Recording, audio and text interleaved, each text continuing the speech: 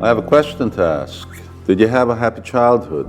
Can you remember the eagerness you felt when you woke up for the morning of your birthday, knowing that a whole selection of presents are going to be waiting for you?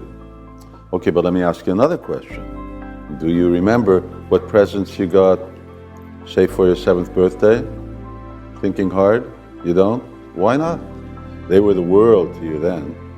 Anyway, here's a reason, maybe why, that the things which gave you a real boost of happiness at the age of 7 were fleeting pleasantness that quickly faded with time. And psychologists have worked out how long material objects keep us happy. Interestingly, it's only 6 to 12 weeks.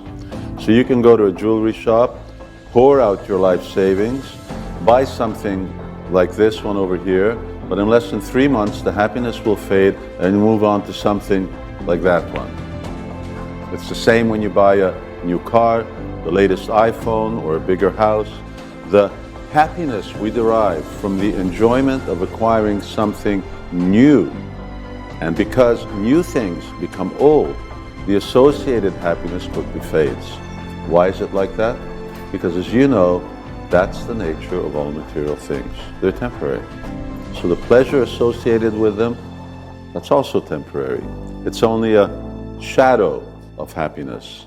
But we're spiritual beings. We're eternal. And happiness is an intrinsic quality of who we are. As Aristotle said, happiness is not a function of one's material circumstances. Happiness is a quality of the soul.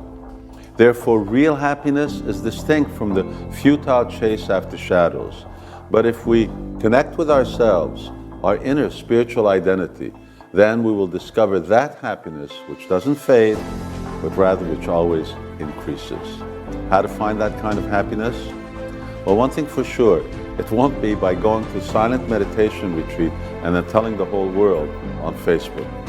But it will be by investing our energies in following eternal truths such as those taught by the Bhagavad Gita, which is the original and most authentic book on yoga.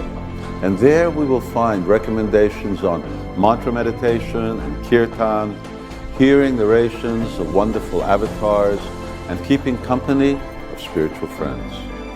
By these activities, we rediscover our spiritual identity and become submerged in the joys that are eternal birthright.